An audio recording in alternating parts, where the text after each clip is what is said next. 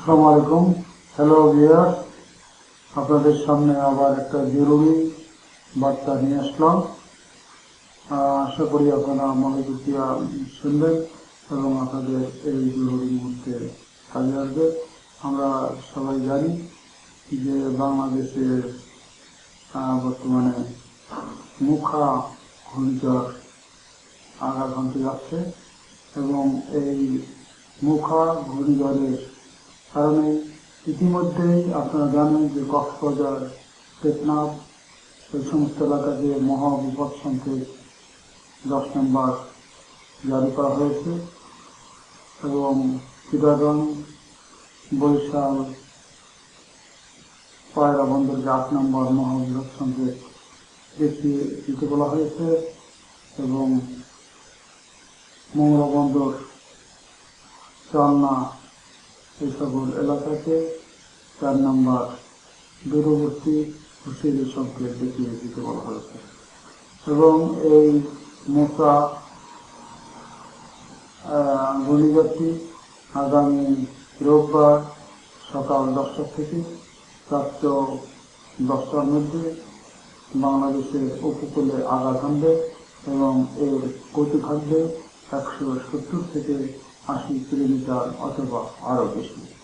এই ধরনের ঘূর্ণিঝড় বাংলাদেশে গত 50 বছরেও হয় না, যার ফলে যদিও বাংলাদেশের খুব কম এলাকায় এফেক্টেড হবে, এর অধিকাংশই যাবে মায়ানমার উপর দিয়া, যে বাংলাদেশে কিন্তু বাংলাদেশের যে সমস্ত এলাকা এফেক্ট হবে অর্থাৎ ব্যাপক ক্ষতি হওয়ার সম্ভাবনা আছে এবং এই ঝড়ের ফলে পানি 10 থেকে 12 ফিট পানি উচ্চতা হতে পারে এবং ঘর বাড়ি তলিয়ে যেতে পারে, আর পাহাড়ি এলাকার পাহাড় ধস হতে পারে এবং এই পানির কারণে দেখবেন যে সমস্ত অনেক ঘর বাড়িতেই সাপ ঢোকার সম্ভাবনা আছে, মানুষের জীবনহানির সম্ভাবনা আছে, পশু পাখির জীবনহানির সম্ভাবনা আছে।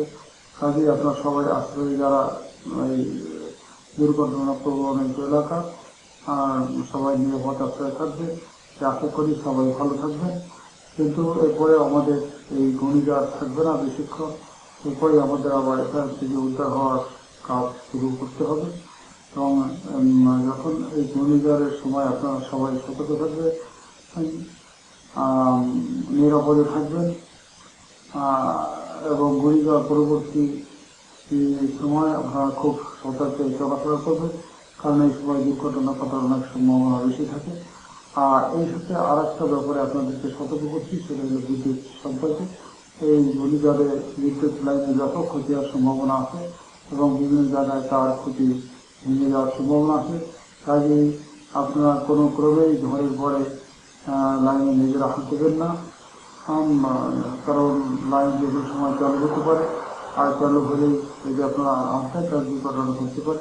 কাজে আপনাদের এলাকায় কোনো যদি লাইন বন্ধ থাকে অবশ্যই আপনার সাথে সাথে কর্তৃপক্ষকে অবহিত করবেন এবং কর্তৃপক্ষ যদি আপনাদেরকে কনফার্ম করে যে লাইনটা বন্ধ আছে, নিরাপদ আছে, তাহলে আপনারা লাইন হাত দিতে পারবেন। আপনারা কোনো ক্রমে আপনার হাত দিবেন না, তাহলে কিন্তু দুর্ঘটনা ঘটতে পারে। আবার অনেক সময় দেখবেন যে অনেক জায়গায় তার ছিঁড়ে পড়ে থাকবে, এই তার কর্তৃপক্ষের সাথে যোগাযোগ না করে এই সেরাতারে কোনো ক্রমে হাত দেবেন না, হাত দিলে কিন্তু দুর্ঘটনা ঘটতে পারে এবং সেক্ষেত্রে প্রাণহানিরও সম্ভাবনা থেকে যায় এবং এই সময় অনেক প্রাণহানি ঘটে থাকে। কাজে আপনারা বিদ্যুতের লাইন থেকে সতর্ক থাকবে। আর এই বিদ্যুতের লাইন যে সমস্ত জায়গায় ক্ষতি হবে অর্থাৎ গাছপালা পুড়ে লাইন উপরে পড়বে অথবা তার ছিঁড়ে যাবে, ক্ষতি হতে পারে, অন্যান্য ক্ষতি হতে পারে, বিদ্যুৎ হতে পারে, এই সমস্ত রিপোর্ট আপনাদেরকে আমি অনুরোধ করবো যে আপনাদের পার্শ্ববর্তী অফিসে জানাবেন এবং সব তথ্য দিয়ে আপনার অফিসে জানান, তাহলে কিন্তু আপনারা দ্রুত লাইন পাওয়ার সম্ভাবনা থাকবে। আর যদি আপনারা না যান তাহলে পল্লীবিদ্যুতের যে সমস্ত লোক আছে অথবা সিটি বিভাগের যারা আছে তারা এই সমস্ত সমস্যা থেকে বের করবে, তারপরে সমাধান করবে, তারপরে কিন্তু আমরা বিদ্যুৎ পাবে। কাজে আপনাদের বর্তমানে আমাদের নিয়ে বিদ্যুৎ অত্যন্ত জরুরি, অর্থাৎ বিদ্যুৎ আমাদের এই মৌলিক চাহিদা। কাজেই ঝড়ের পরে আপনারা বিদ্যুৎ বিভাগের লোকজনের সাথে সহযোগিতা করবেন, তাইলে কিন্তু আপনারা বিদ্যুৎ তাড়াতাড়ি করবেন। তাই আমি এই মুহূর্তে আশা করতেছি যে আপনারা ঝড়ের পরে আপনারা পল্লী বিদ্যুৎ কর্তৃপক্ষকে সহযোগিতা করবেন এবং দ্রুত বিদ্যুৎ পাবেন। এই আশাবাদ ব্যক্ত করে আজকের মতো এখানে সমাপ্ত করতেছি। আবার জরুরি খবরে ইনশাআল্লাহ আপনাদের সাথে আবার একাত্রিত হব। আল্লাহ।